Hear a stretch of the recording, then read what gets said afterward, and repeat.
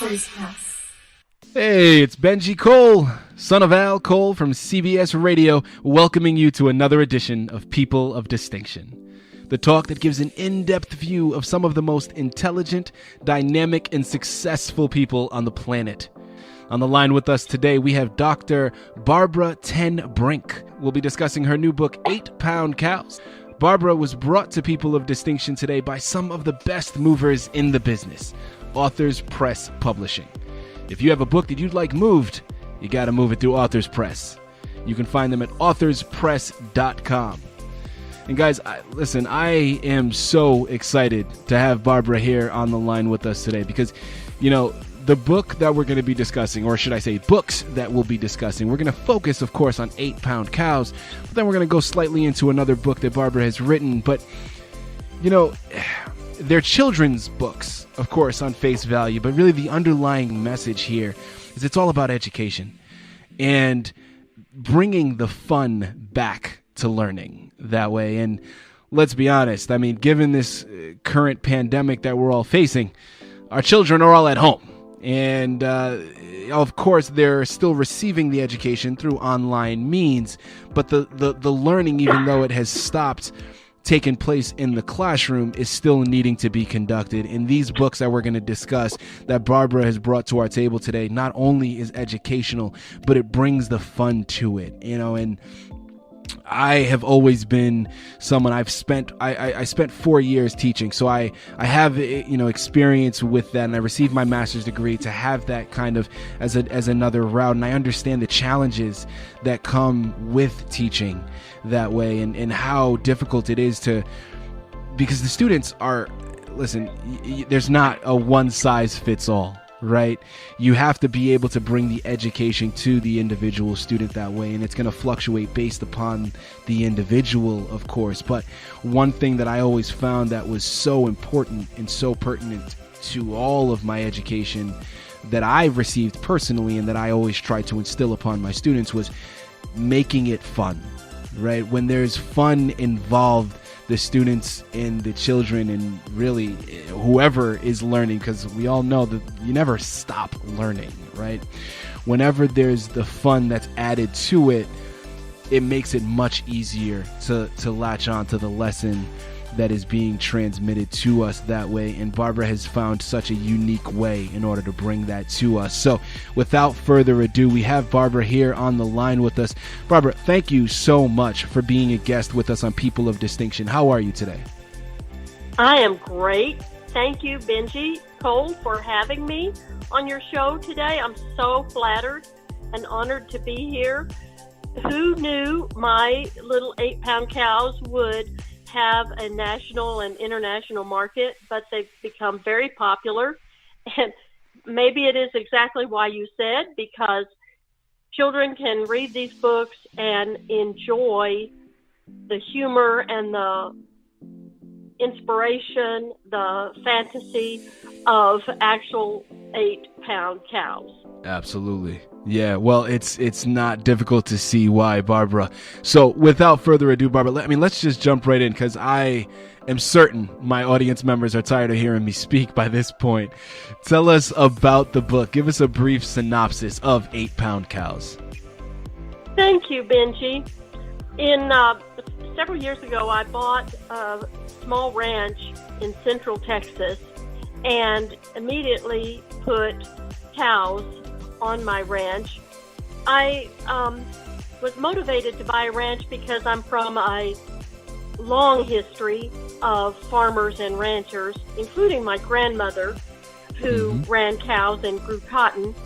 And while I'm working on my ranch with my cows, Benji, cows weigh 1,000 pounds. These are huge animals. So you have to domesticate them in a way that you can work around them and feed them and move them from one pasture to the other pasture.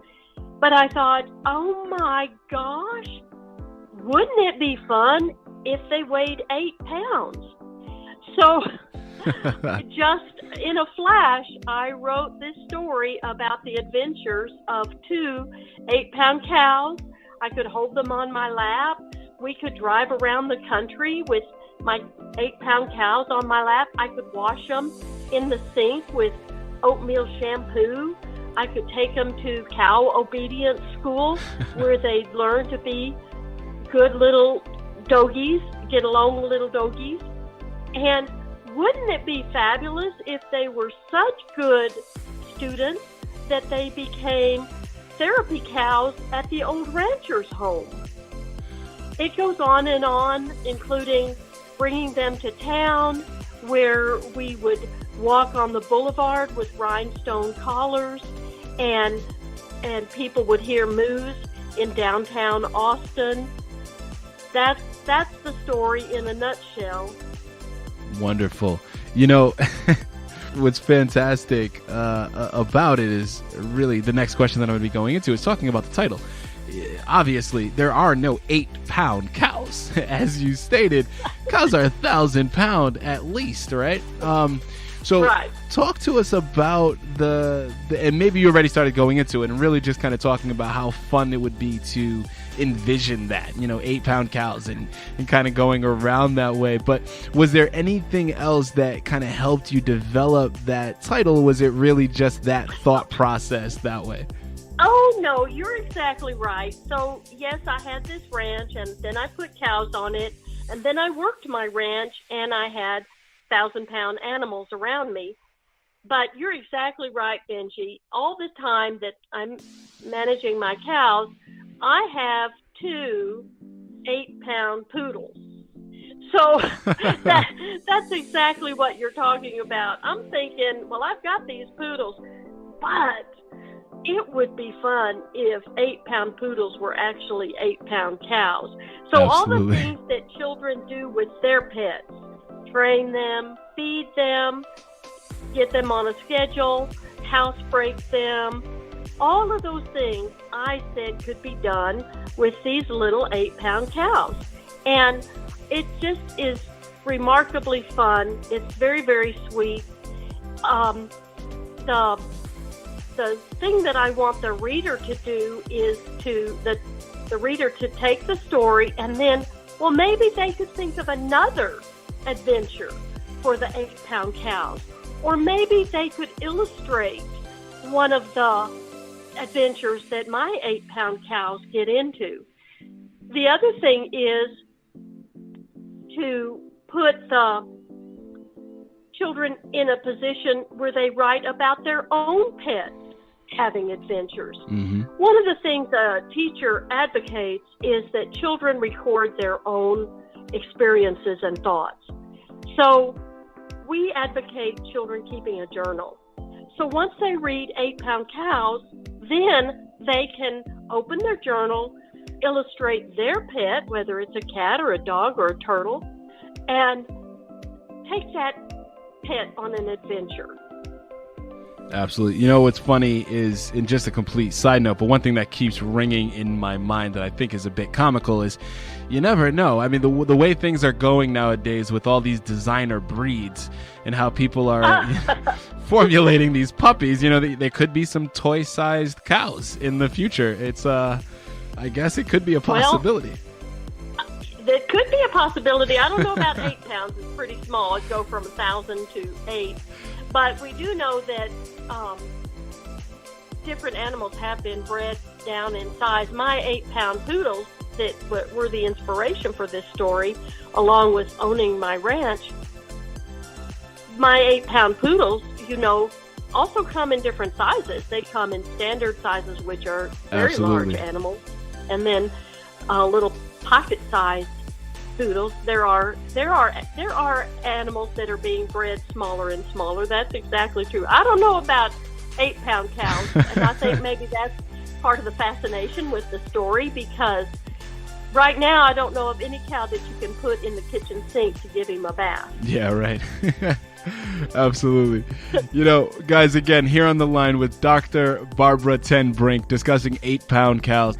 Now, Barbara, next question is, you've already started to go into, of course, the inspiration behind the book and really how the creative idea initiated and developed from, initial snowflake and kind of compiled into the snowball that it became.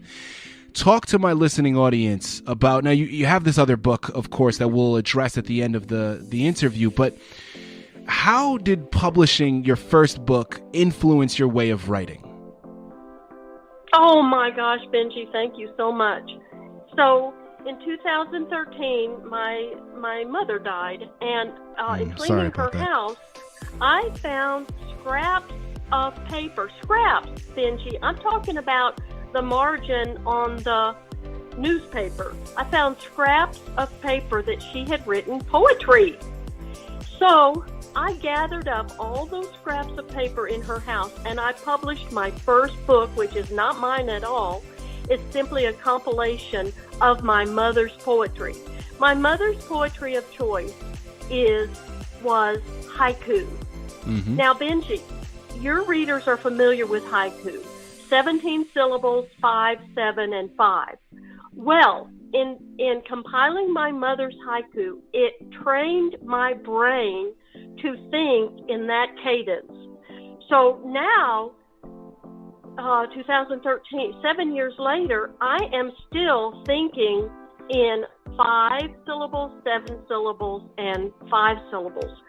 So, Benji, I have published 6 volumes of haiku poetry.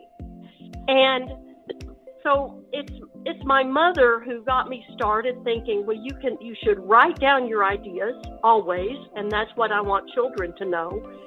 But then once you start writing your ideas down, it generates more ideas, and you come up with, well, this might happen too.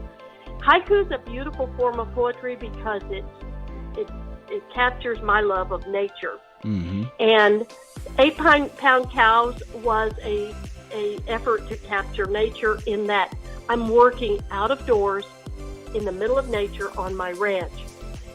The other thing you asked about was, I also wrote, that got me started, but I also wrote a book called Traveling with Isaac Newton. My other love and my career through my life has been science teaching. I was a science teacher for 49 years. Wow. And science, my love of science I've captured in a book called Traveling with Isaac Newton. Isaac Newton is not fiction. Isaac Newton was a real scientist living in the 1600s. Mm-hmm. I made a story around him of a family who travels with him.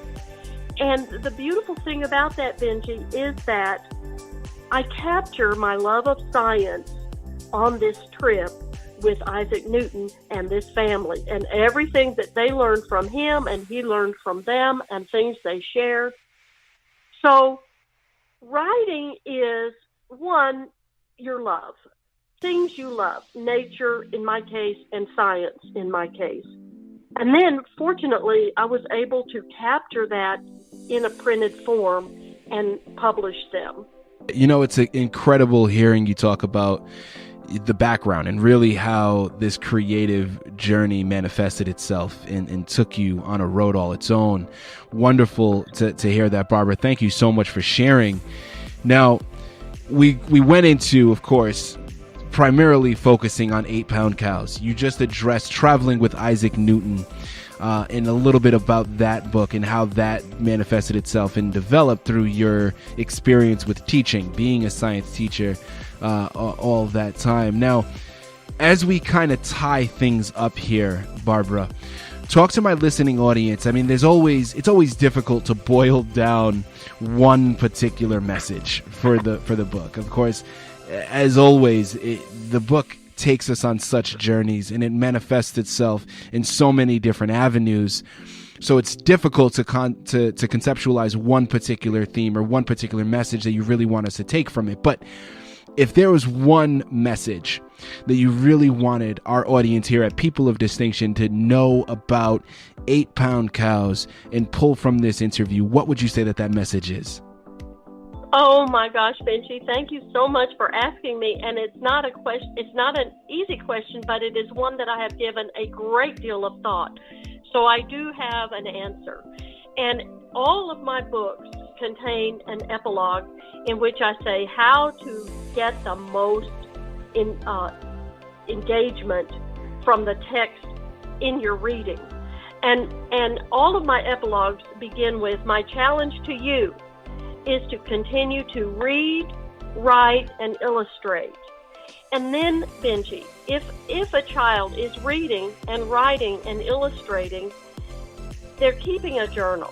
So I ask the child to remember, a book and your journal are tangible and printed media, an inseparable instrument of the human being, and a wonderful door to imagination and knowledge.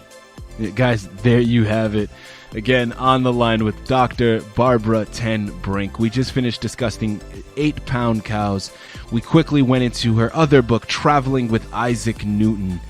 Guys, listen, what more can be said? I mean, she just put it so beautifully. Education is such an important feat for everyone.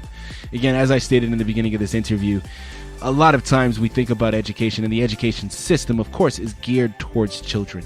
And these books that Barbara has written are geared towards children, but at the end of the day, it's really about making education and making learning fun.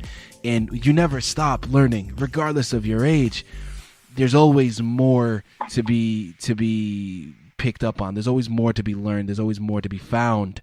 And the big message here is about making it fun, and that is really the easiest way to apply it and to figure it out. But guys, that's not all. You can also go directly to Barbara's personal website.